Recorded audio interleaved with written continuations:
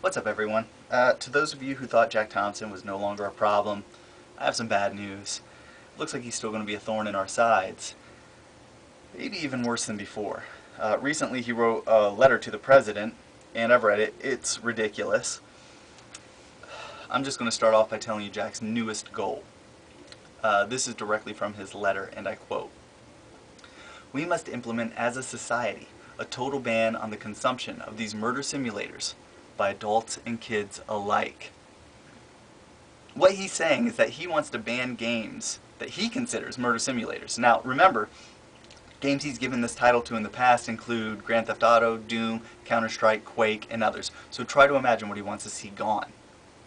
Jack Thompson wants to take action that will strip the rights away from Americans like you who choose what they want to play, read, watch, and enjoy. He wants to take away the developers' rights to make any game they like and the rights of grown men and women to play them. Freedom of choice, speech, and expression all quelled in one fell swoop.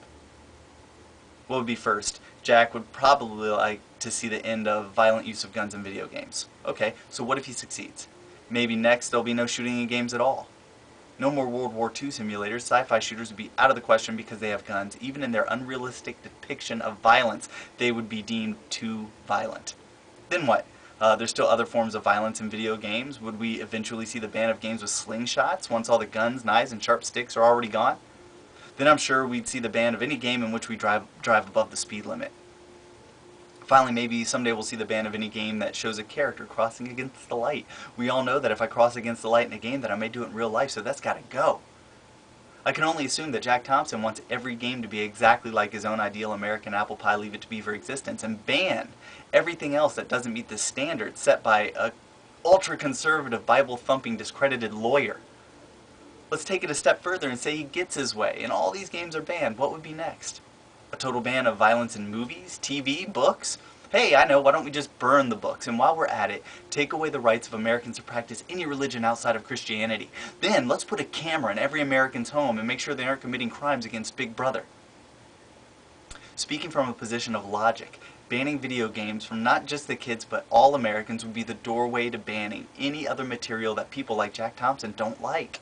Eventually, they'd want control over comic books, movies, novels, television shows, DVDs, music, everything. Then what?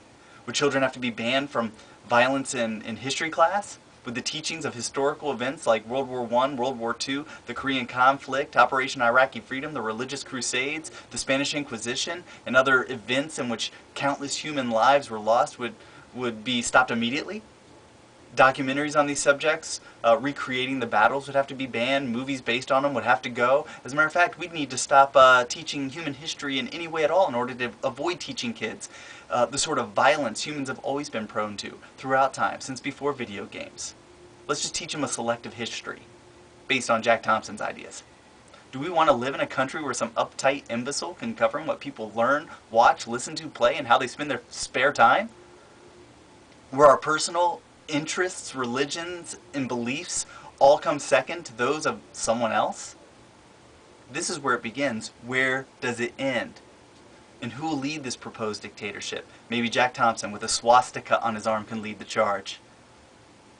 It was once said, "We hold these truths to be self-evident, that all men are created equal, that they are endowed by their Creator with certain inalienable rights, that among these are life, liberty, and the pursuit of happiness." Should we amend that to say as long as Jack Thompson's cool with it? In another quote from his letter, Jack says, "This is the price the industry must pay for more than a decade of deception and death. Game over." I say reset. The price the industry must pay cannot become the price all Americans must pay. After all, what do we have to pay for? We didn't do anything. Welcome to the United Soviet States of Jack Thompson and friends. Would you like a swastika to match the one Mr. Thompson will be wearing? And for anyone who thinks Jack may be onto something, let me be the first to enlighten you. As of today, the first day of April 2009, in the United States of America alone, there are approximately 98.87 million current-gen game consoles in homes. Since the year 2000, about 224.14 million game consoles have sold. Since the year 1993, somewhere around 438.64 million consoles. On top of that, over 80% of America has access to a PC.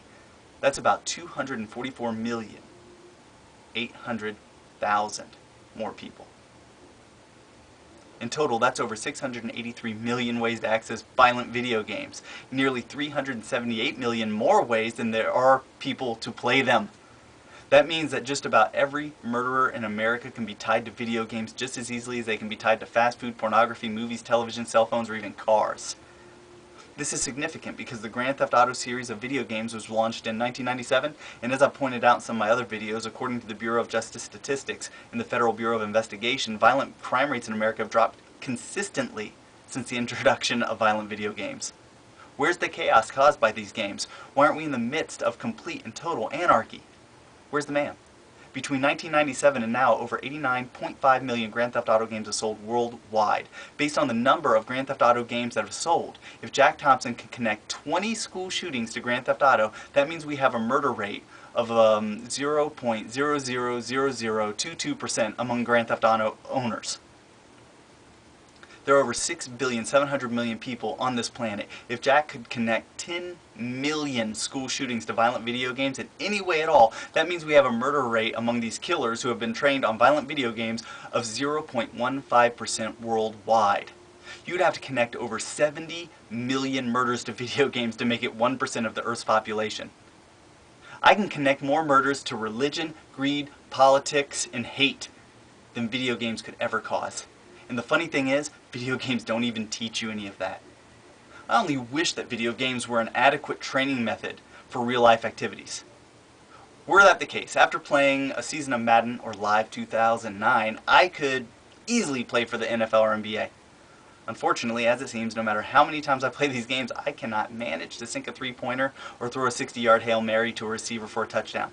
As a matter of fact, I'm terrible at sports, even though I've been a Super Bowl champion in my own living room. No matter how much I play Ace Combat, I can't fly an F-14. No matter how many times I play NASCAR Thunder, I can't drive better than Jeff Gordon. I played SSX for years. I can't even stand upright on a snowboard, let alone do a triple backflip and land on a rail. Do not fall victim to the ramblings of a madman like Jack Thompson, the reputed ambulance chaser of the video game industry, a self-centered jerk of a man so interested in his own personal and religious agenda that he would lie to, mislead, intimidate, and slander anyone in the way to get what he wants, no matter how many rights he steps on to get there. As an American, I implore you all to remember the rights our forefathers bestowed upon us, the rights they fought and died for. The very same rights a man like Jack Thompson would tear away from us without a second thought.